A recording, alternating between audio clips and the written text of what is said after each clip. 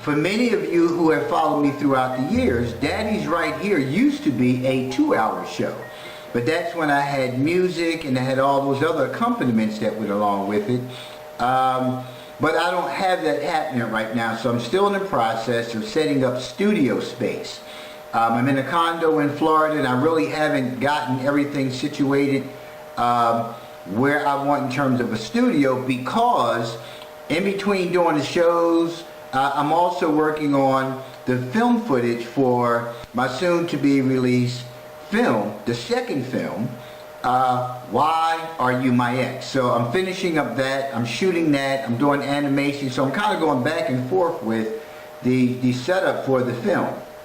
So once I get the film shot, then I can go ahead and I can settle into the regular studio setup for all the shows that I do.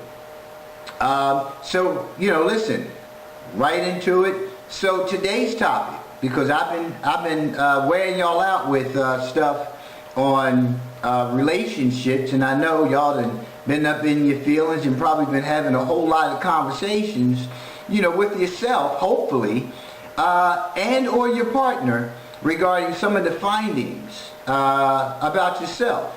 So another aspect of self as a caretaker, and I say as a caretaker because everybody is not necessarily raising their own children, but we all have a responsibility, looking at the village concept, of raising our children.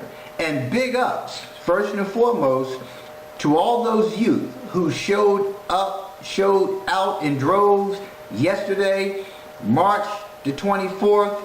They were marching to save our lives. Big ups to them, right? And it's a great and wonderful thing when we see our youth taking the lead in addressing things that are of the utmost importance to them, right? But what it also shows is that we, as caretakers, have failed to get things done that need to be done to save our children. Period. Now you can debate it back and forth all you want. You don't have to have a child who you are raising. You don't have to have a child of your own to take an interest in the lives of children who are in your family, be it biological or extended. But then also there's those who live next door, little Johnny, little Marquise, little Mary. These children live in our community, right? And they are also in need of our support. Okay? So today I'm going to go down, there's an article on HuffPost.com, HuffingtonPost.com, and the paper is titled HuffPost. So I don't want y'all be getting confused and go get your little paper bags and be putting substance in there and be huffing. It's not that kind of party, right? So HuffingtonPost.com, they have an article, 10 things our children need from us as their parents. But the title of this show is 10 things our children need from us, our children. And we have to begin to internalize the our children concept, because regardless of race, religion, creed, sexual identity, lack of religion, geographic location, social status, regardless of any of those things, all of our children deserve the right to begin to receive what it is they need in order for them to grow into themselves. They need that. Right? A lot of foolishness that we have done as parents, right, between ourselves, and failed relationships has trickled down to our children, which has been part of the residue of what we see in our society today, with the acts of violence upon one another, with the foolishness that we see them conducting in the streets of these flash mobs and this, you know, knockout punch, all kind of dummy stuff, right? The lack of respect, period. right? We've seen the residue, the residual effects of our own self-negligence, because this is really what this comes down to. It comes down to our self-negligence, right? Where we don't monitor ourselves and look at ourselves and look at what messages we're sending to our youth. We're sending these messages, and then we're looking at them like, what's wrong with you? We're asking them what's wrong with them, and then we're being so self-righteous in our approach to how we address these behaviors, forgetting about we're the example setters. And we don't want to look at that. And that's the greatest detriment to society today, is because we don't want to take a look at ourselves. Mankind does not want to see how self-righteousness has superseded every aspect of what we refer to as our faith in the Creator. Self-righteousness has gone well beyond all of that. And then we turn around and say how faithful we are and how committed we are to servitude. Right? We don't see it. We don't see it. It happens between us as individuals all the time.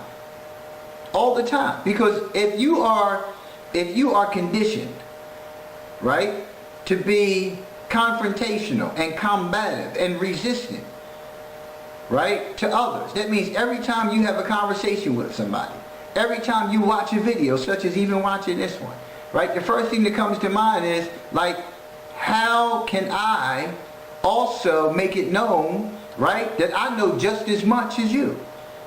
Or how can I make it known that I'm in disagreement? Why are you seeking to be in disagreement? When you are seeking to learn something, you listen, right? You listen to learn, you learn to listen, right? Listening is something many of us have to learn to do. Trust me. I learned that a long time ago, right? Because I came to understand how I never listened, and how I heard it throughout the years of my life. Shabir, you never listened to me. Shabir, you never listened to me. Shabir, you never listened to me. Then I got involved with a group of people who started teaching me the same thing. Yo, dude, you're not listening. So I'm thankful for those folks who entered into my life, who helped me to get on track with learning how to listen. That the first key to learning how to listen is to learn how to shut up. And I don't mean shut up with your mouth. I mean shut up here. That's how you begin to learn things. So you can learn about the person. You can learn about how that person thinks. You can learn about how that person operates. Right? Just by listening to them. Without judgment. Because you have to come to understand that person. You have to come to understand who they are. Because later on down the line, if you are still in that relationship with that person, and I don't mean boyfriend, girlfriend, husband, wife kind of relationship, I mean in any capacity of being involved, you begin to learn that person, and then you begin to learn why that person is that way. And then it all goes right back down to the subject matter of today. Right? The things that our children need from us, right, they're not getting in many ways. We think we're giving it to them. Because we have concluded within ourselves how I'm going to raise my child. I'm not going to raise my child the way my parents raised me. I'm not going to deprive my child of what my parents deprived me of. I'm going to give to my children what it is my parents... You got to look at all those things. This is what we do to ourselves as individuals as well. We do the same exact thing to ourselves as individuals. We tell ourselves how we're going to do things, how we're not going to do things. Right? We become conditioned by the relationships we enter into. We become conditioned by the relationships that fail. And then we walk around with anger ingrained within us. And every time somebody comes into our lives and wants to be a part of our life, you know, we go right into that guardedness, that defensiveness, that resistance. We go right into the combativeness, right? The conflict and the confrontation. And we don't give a person a half the chance. But most importantly, we're not giving ourselves half a chance. So today, I want to talk about these 10 things on this list, right, that our children need from us, right, because this is important to understand. It's important to understand. Again, this article is on at HuffingtonPost.com, and the title of the article is 10 Things Our Children Need from Us as Their Parents, but the title of this show is 10 Things Our Children Need from Us, period. Right? So, to the article. As parents, our most valuable assets are our children.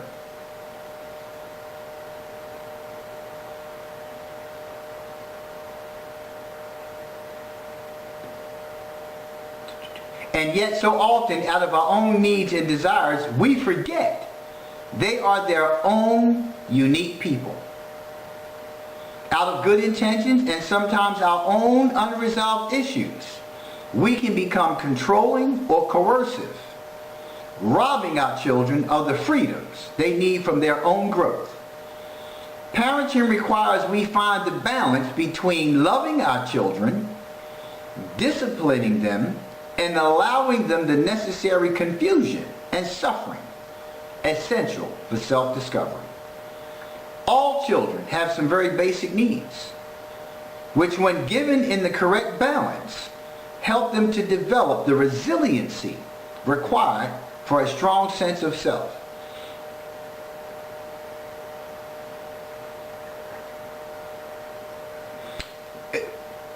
Resiliency is important, and most of the times you'll hear people talk that coffee.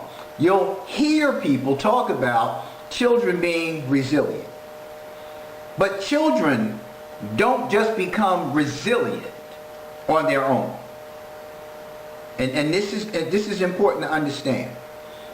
The resilience of a child, right, is predicated on what you as the caretaker give them, right? Because I grow up and I'm in conditions at a young age, and I'm 2, 3, 5, 8 years old, right? And I come into adulthood and you say, well, you've gotten through all of those things because you're resilient as a child. No, what happens is, again, the human being protects itself. So whatever took place in my life as a child still remains in the confines of my mind. And don't confuse the mind with the brain. They're two entirely different things. Entirely different things. But what does happen is the mind that contains the trauma from my childhood begins to affect how my brain is wired. You got me? Give you a perfect example. A bird, a grouse, built a nest on the wreath on my front door. So now I can't come in and out of my front door, right? I got to use the garage because the bird built the nest and got two little bird babies up there. You know what I'm talking about, right? So what happened is, the other day I went and crept around, was checking on them, and the bird got frightened. The bird took off. The mother took off. One of the babies took off right behind her, flew somewhere across the street. The other one just fell out of the nest, right? The other one just fell out of the nest. So the bird was livid, trying to find out where the baby is all night. Now I go out there this morning and both of the babies are out there cuddled together. But all night long, all day long, I heard the mother bird out there cooing and cooing and cooing and cooing, and here they all are all together, right? But now, the one sibling that flew all the way across the street, right, because it was time to start learning how to fly, so it took flight. The other one came back, and now, right, the one that fell out of the nest is being cuddled and coddled and nurtured by its sibling, because it couldn't fly across the street. It couldn't get away from danger. So now that one is being coddled by the other sibling, and they were both born the same time. Yeah, I saw them being born and all that. So now they're sitting out there this morning. Neither one of them moved when I came out there because I didn't know where they were. And they were both sitting there together. Right now the mother is somewhere doing what she does. But what I'm saying to you is this: when you look at resiliency, you have to look at how that impact, that was trauma for them, those birds. You have to look at how that's going to impact not just the bird that didn't fly across, but the one that did, because now the other one is taking responsibility to be there for its sibling, right? So then the mother goes on. Now she said, okay, well, you got this. Isn't that what we see happen in society today in a lot of ways with our children?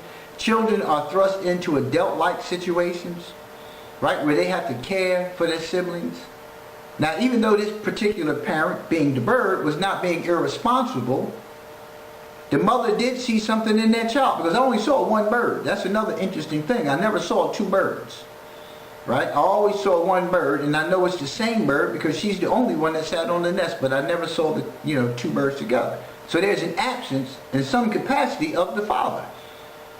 I don't know where the father is. I don't know how bird grouse nature is. Does the father just kind of like continue to fly around and be around somewhere, and then is there in the bird's life later on? I don't know how that works. In the life of a human being, it's much different, right? It's much different. So when we look at how the brain becomes impacted by the trauma of the parental absence, it's important to understand, right, that part of resilience, bouncing back from that circumstance, is the child understanding, right, what that separation was all about and how to avoid the pitfall of being resentful towards the other parent or even the parent that they're with, right, and how to build and continue to build a relationship with that other parent who may not be physically in the home or who may be outside of the home, because that relationship still has to continue. And what we see in society today is, when you ask a lot of these brothers, like, yo, what's up? What's up with you and your father? I don't know what's up with dude. He doing him, I'm doing me. That's not good. That shows an imbalance, right? That shows an imbalance. Therefore, the resiliency is greatly impacted because I'm not bouncing back. I'm traumatized by this absence. And therefore, it's reflected in my conduct. It's in my conduct. It's in my behavior. Instead of saying to the child, what's wrong with you? You acting just like your mother. You acting just like your father. Well, why am I acting this way? It doesn't matter. I'm going to whoop you behind until you stop acting that way. Like, that makes a difference. So, wants and needs are entirely different.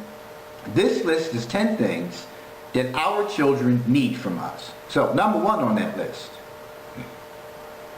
Number one is, first and foremost, love. To the article. All children need love. All children deserve love. We can give our children too many things, and we can award them pleasures they do not deserve. But these pleasures only serve to make them feel empty if they are not rightfully earned. When we love with things, we raise entitled kids who have low capacities to experience lasting joy. What we can never give too much of to our children is love. Love is simple. It is non-material, and is the feeling we give our children of complete acceptance. We love them because love is what they deserve. Right? So, oftentimes, right, I have this discussion with parents, especially when I'm, facilitating fatherhood classes. And we talk about what it is that they do when they have visits for those who don't have primary custody. What it is they typically do when they have visits. And they say, okay, well, we go to the movie, we might go out and get something to eat, and we'll go to the mall, something like that, right? We'll do all those things, right? So I say, okay, what happens in the movie when you take your child to the movie? Well, we watch the movie. Okay, that's a good answer. I hope you do. Unlike me, who may fall asleep for the first 10 to 15 minutes. But what else do you do with you and the child? Nothing. Okay. When you go out to eat, what do you do? Well, we eat. But that's what we're there to do. Okay, good answer. I hope you do eat. And in between eating, you tried to have conversation, correct? Yeah, well, okay, now, I was taught, right, when you're at the table eating, you do what? Eat. Me trying to have a conversation and eat is kind of hard. So a lot of things get missed because it talks about pleasure here. The pleasure sensors are all over the place. If it's good food, if you're hungry, you are not entirely focused on the conversation. You say, yeah, I'm telling you, yeah, how about that? You was right, yeah. But am I listening? Am I learning? Important to understand here, folks. Am I listening and am I learning? Because this should be significant to my interaction. Or am I just talking to be talking? When you go to the mall, what's happening when you go to the mall? Oh, well, we window shopping and, we talking a little bit too. Am I listening and am I learning? When I'm walking through the mall and I'm looking at all the little girlies, all the little boys, or I'm looking in the windows, or I see my friends, and, am I listening and am I learning? Right? So what does love look like to you? Right? So now we happy. I done went shopping. I done did these things. The material things. What about the internal things? What about the internal things? Where is the connect? Where is the bonding happening? Because you can say, well, we are bonding because we're together. Yes, that is very important. But when we're looking at love, right? Love encompasses much more than that. And if you look at your past and or current relationships, right? Boyfriend, girlfriend, husband, wife, whatever you calling yourselves these days when you're in a relationship. When you look at those relationships, ask yourself, are those relationships looking much like what you're having with your child?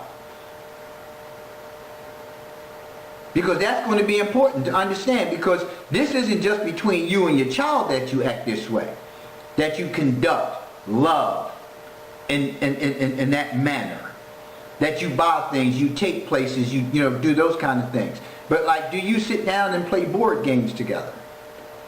Right? Do you find a spot in the park where we can just throw down the blanket? Right?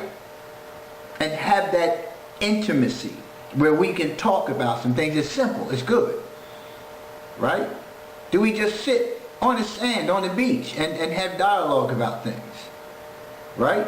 This is a listening and learning moment, not just for you to give to the child, but for the child to give to you.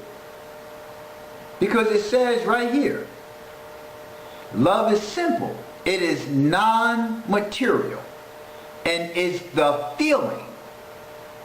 Right? Important to understand. The feeling we give our children. Right? The feeling we give our children of complete acceptance. That's important to understand. So when a child begins to enter into those little cute relationships, they're looking through a different lens. But as long as we continue to teach children to look through our lens, right? Our lens, our conditioned lens, and not teach them to look through a lens that we should have been, or we should be looking through as adults, right? Because a lot of us are in those relationships where it's a materialistic relationship. It's no bond there, right? And we know we made that mistake, right? Not saying that we're going to get out of the relationship, not saying it's a bad relationship, but that's part of our conditioning. We need to teach children to look for other things in their relationships that are more significant, that are more beneficial to their need. Remember the show, Needs versus Wants, that I did. We're teaching them at this point what they need in a relationship, and that relationship begins with you, the caretaker. That's why so many of our youth end up in gangs. Because when they don't get those needs met in the household, right, they feel like they're getting their needs met from these jokers on the street who got these gangs. And why do they feel that way? Because more than likely, they listening to each other. More than likely, they're identifying with each other. That's why they're gravitating toward one another. So you can keep your child, we can keep our children from being caught up like that, if we take the reins of their lives and hold on to the reins along with them, because it's still their life.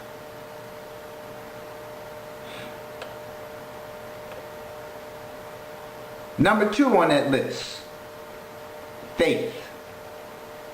And it's not faith as you think.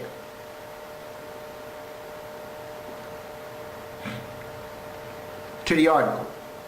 Raising children is scary.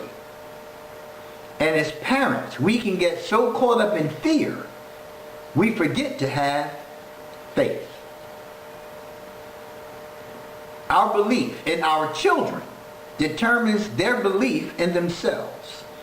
When our children feel dominated by our fears about every new little thing they want to do, explore, or experience, our fears covertly communicate we do not believe in them.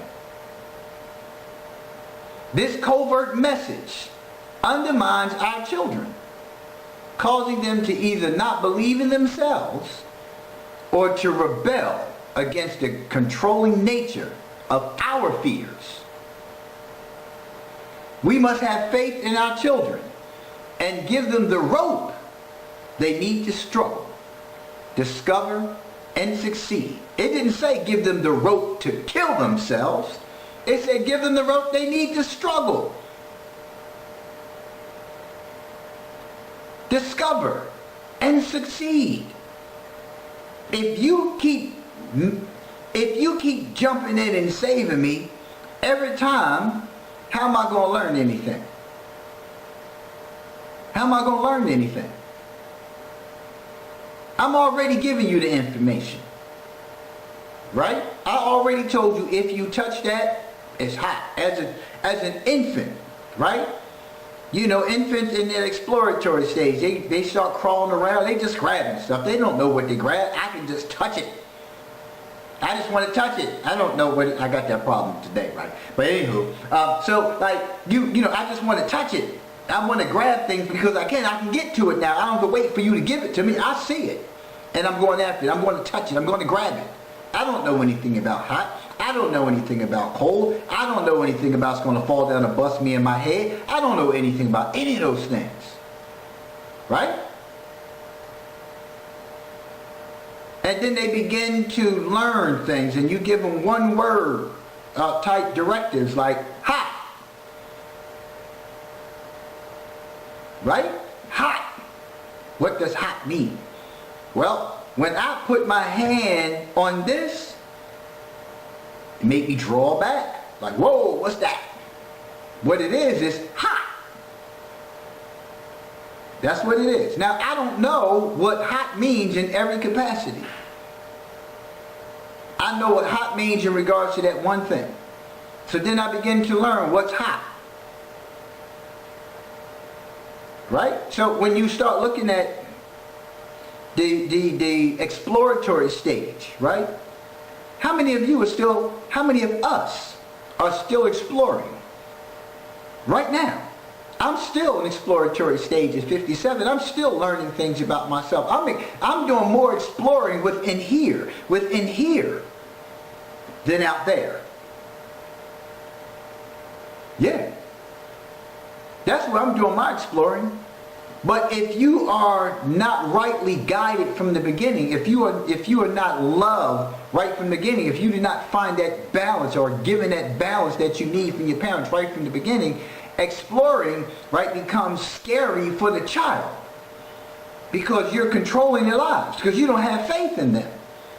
And you're telling them how to do this and how not to do that and so on and so forth, and then it becomes frightening for them. So when then you want to tell them, okay, now you're 18, get out and go find a job. Well, I don't know how to do those kind of things. You've done everything for me. You've done everything for me. You tell me I'm grown up now, but you forget that I didn't grow up. You grew me up. You didn't groom me up. You grew me up. You started giving me responsibilities and tasks and giving me dialogue that was relevant to your current condition and not helping me to nurture that which resides within me so I can grow. So you didn't take that and build on that. You built through you upon me. So what you failed to get, you put upon me. And how am I going to live? Listen, you ever heard the term, what you eat doesn't make me poop? Well, that's exactly what it means. The same thing. So it says here, our belief in our children determines their belief in themselves. You know how many times we take credit for our children learning how to walk? Think about it.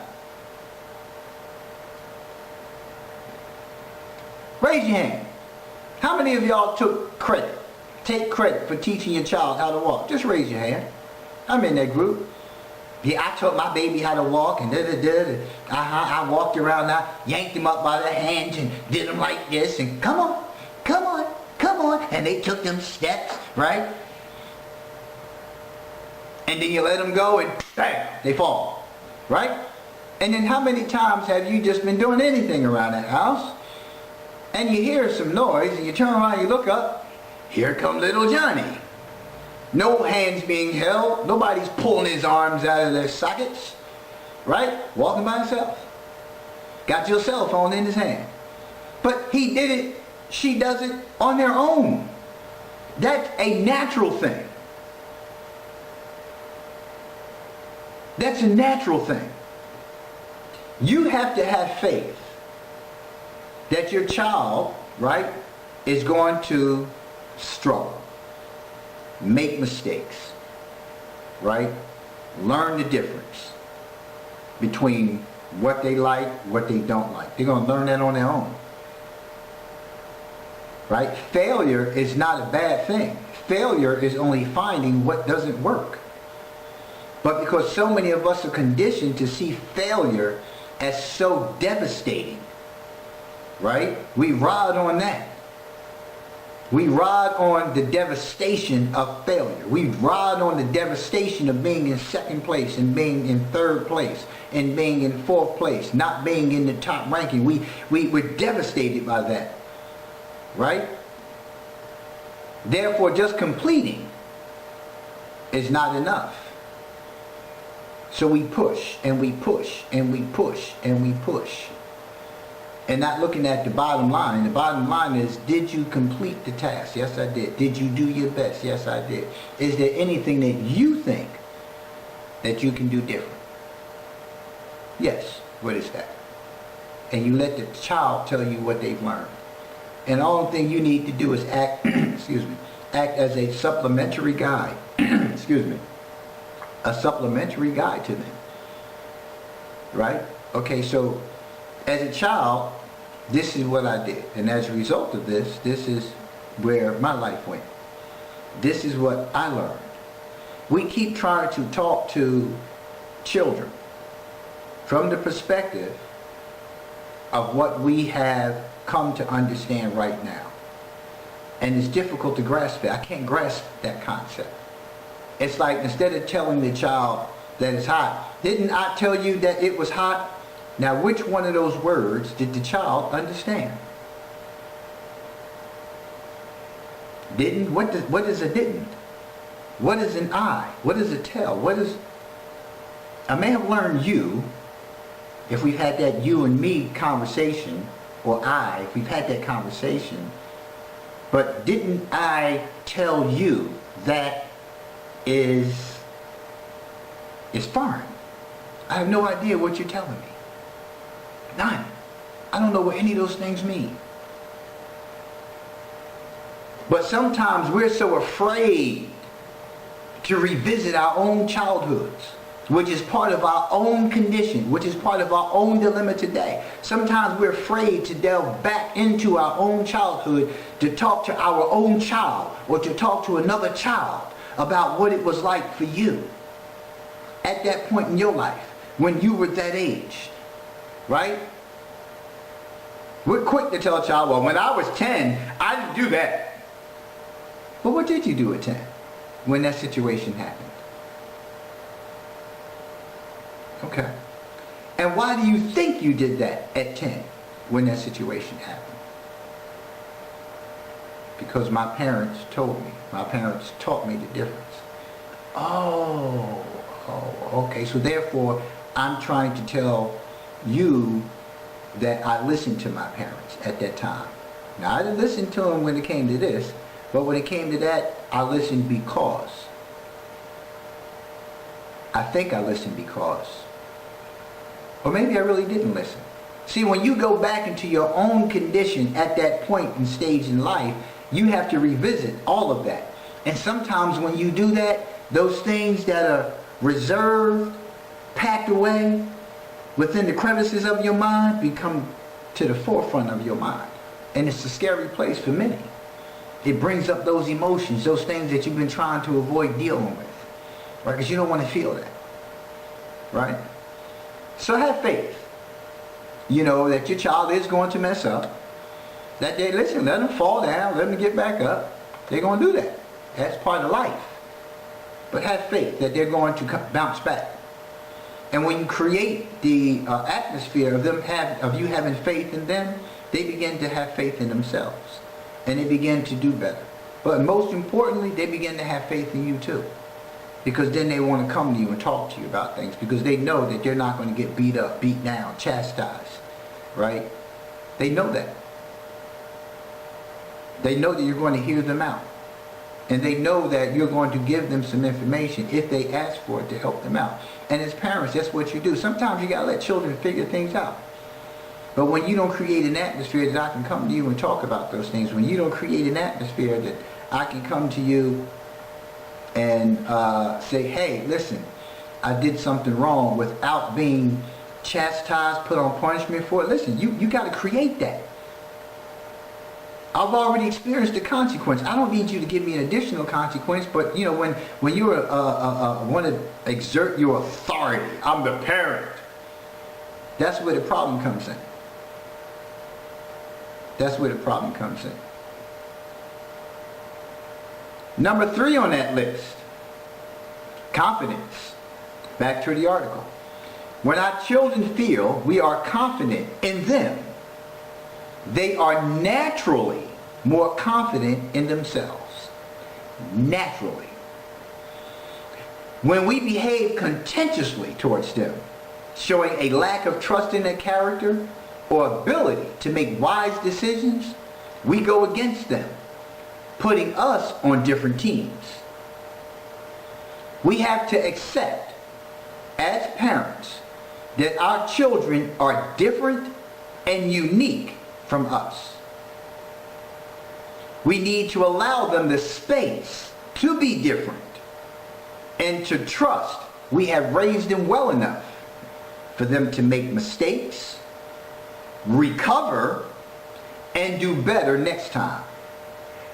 If we respond contentiously towards their mistake,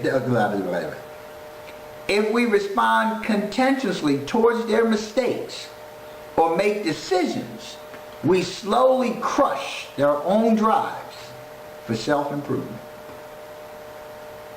And listen, when we look at, again, our environments today, how many children have we been hearing of who have had struggles, who are being bullied, right? Who have all these other things going on in their lives, right? Think about it. Just think about it for a minute. When you look at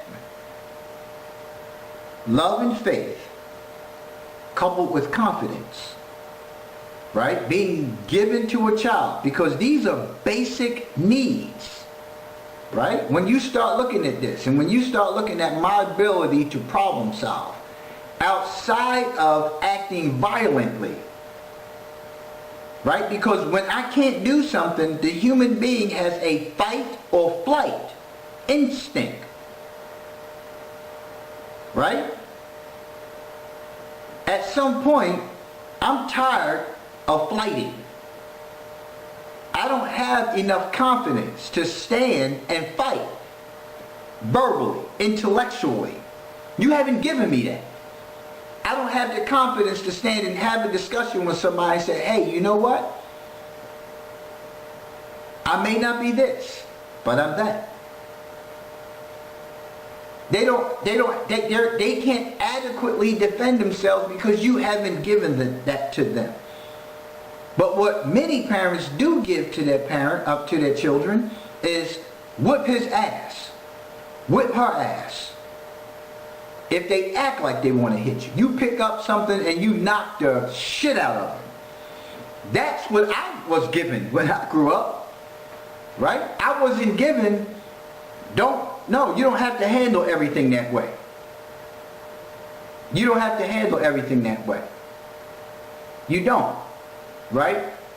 But when a child conducts themselves in a manner where they always seem to be withdrawn, where they're non-confrontational, and confrontational is not a bad thing. Confrontation is just speaking up for yourself sometimes. Confrontation ain't what again, it goes back to, when you use the term fail, people, that's catastrophic. Same way with confrontation. Confrontation is not, we're going to fight, we're going to pug. No. Confrontation is, hey, ho, dude, you ain't gonna talk to me that way. I don't address you in that capacity. You're not going to address me in that capacity. That's confronting something. But when you don't give me the ability to do that by teaching me how to speak up for myself, by having faith that I'm going to address a thing in a particular way, right? My confidence is shot to hell. It is. Because you telling me how to do something. You need to do this. I don't know how to. Because what you lost sight of is you haven't nurtured that within me. You haven't nurtured that within me. I don't know how to do that. So the only other way, my only other resolve to get this dude off my chest is to tap that chin. Period. Pow! Now I'm sitting in the principal's office. Now you want to chastise me for that. Now I'm sitting on D block and you want to chastise me for that. Yeah. Yeah. So you really need to begin to look at, it talks about when we behave contentiously towards them. When we behave contentiously. Let me get the word contentiously right for you.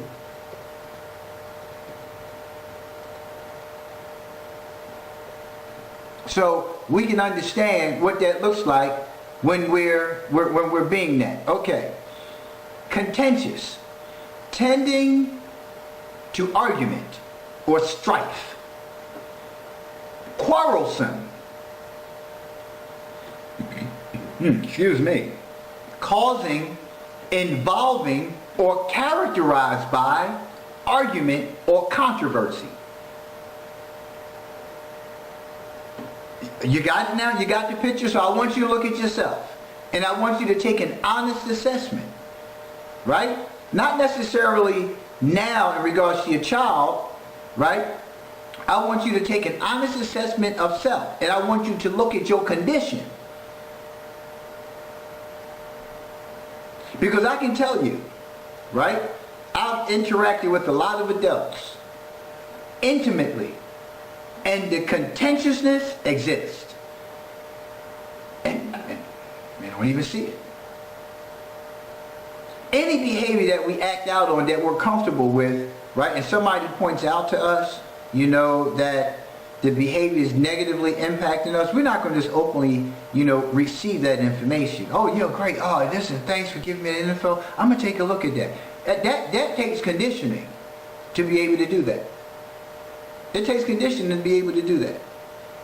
So if you're approaching your child, now back to the child. If you're approaching your child's circumstance, right, in that capacity, right, it says here, when we behave contentiously towards them, if you are argumentative and quarrelsome towards your child, right? Because of a particular thing, right? How is that helping their confidence? How is that helping the relationship between the two of you to bond? Where is that child seeing that you have faith in them? Where? Where? Everything is an argument. Everything is howling and screaming and cussing and you and that this and you. You are destroying your own child's confidence. You're doing it. You're doing it on your own. You're doing it on your own. You are destroying your own child's self-perception.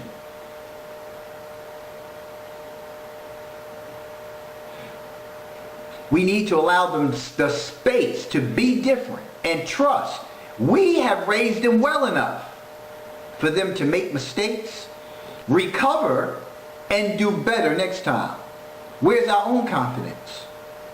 We show we have a lack of self-confidence to our children when we don't allow them the space to be different, to make a mistake. That's our own fear. And if we look at our own lives and how we conduct our lives on a daily basis, we will see the same in us. And now we are grooming our child to be just like us. Our children are not mini-me's. They're not mini-me's. And so many of us want to raise our children as mini-me's. I don't want my children to be like me. I want my children to be better than I was at their ages. I want them to be better than I am right now. I want them to be better than me. That's what I want my children to be. Better than. Not to have an attitude of being better than, but to do better. And they're doing that. They're doing that. They've done that so far. And they continue to do that. They continue to do that. Right? You got to give them space. They're going to make mistakes. You're still making mistakes right now. Why are you trying to raise a perfect child when the human being is imperfect? And you're trying to raise a perfect child. You're trying to clone you. Can you live with you? You ever ask yourself that? Can you live with you? If you had a relationship with your clone, could you survive that relationship? I mean, and really look at that. Really look at that. So therefore, it's necessary that we continue to improve as individuals. In spite of our positions as parents, we're human beings first. And if we're not looking at ourselves, if we're not nurturing ourselves, if we're not doing the things for ourselves, why would you be expecting somebody else to do it for you? Oh, because your parents didn't nurture self-confidence. Your parents didn't give you the love that you needed. Your parents didn't have faith in you. Right? Parents, caregivers, whoever, didn't have faith in you. That sound familiar? I'm just saying. So number 4, because we're not going to be able to cover all 10 today. Right? Number 4, because we're about 10 minutes prior to the end.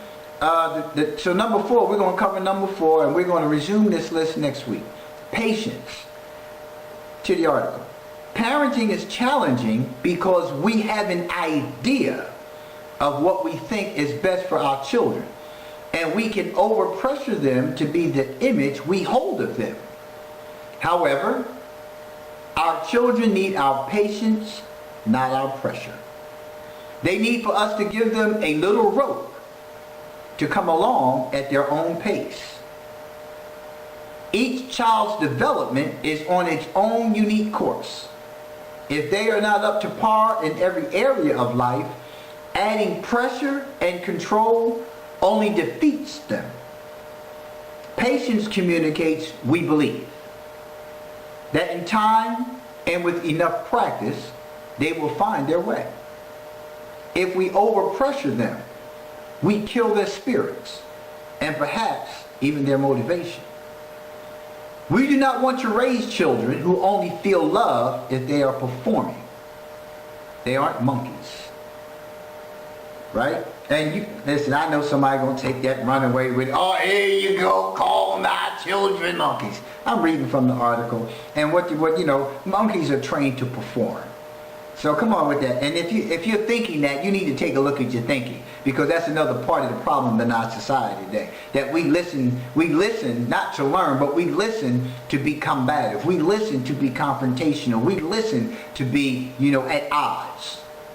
Right? And you need to look at that, if that is what you have taken away from that last statement. Right? But it's talking about performing.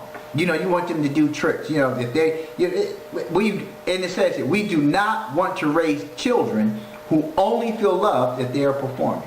So if they don't meet our expectations based on what we think they should be doing, if they're not growing how we think they should be growing, right, we don't love them. We distance ourselves from them in many capacities, right, because we think that they should be somewhere else. Oh, what you mean you don't want to be a doctor? You want to be a what? An environmental specialist? What the hell is that? No, I don't want you out doing such and such. No, that's not what you're going to do. You're bigger than that. You're better than that. Again, it goes back to your thinking, your conditioning. If you have a divisive, separatist, right, bigoted perspective of the world, you trickle that down to your children. You trickle that down to your children. And that's one of the main reasons why our children are so defeated in so many ways. Because they succumb to what they see in the media. Right? The media is meeting its intention. Because it's taking away the role of a caretaker, because the caretakers allow that to happen. When you watch the news together. When your children are watching certain programs, watch the programs with them. So they can be groomed to understand. It's intentional. That's why it's referred to as the idiot box. Because when you enter into it, right, unguided, you come away from it with a twisted, distorted worldview. And your worldview should not come from the media. Your worldview should come from direct contact, direct experience, direct observation, right? And influence from your caretaker. Because we talk to our children through our own filters. But we should be talking to our children from an objective perspective, so they can formulate opinion. Your children can't have arguments about many things because you haven't taught them how to defend their positions. Let a child learn things. Let a child learn things on their own. Guide them. Ask them open-ended questions. Learn what an open-ended question is. Learn what a closed-ended question is.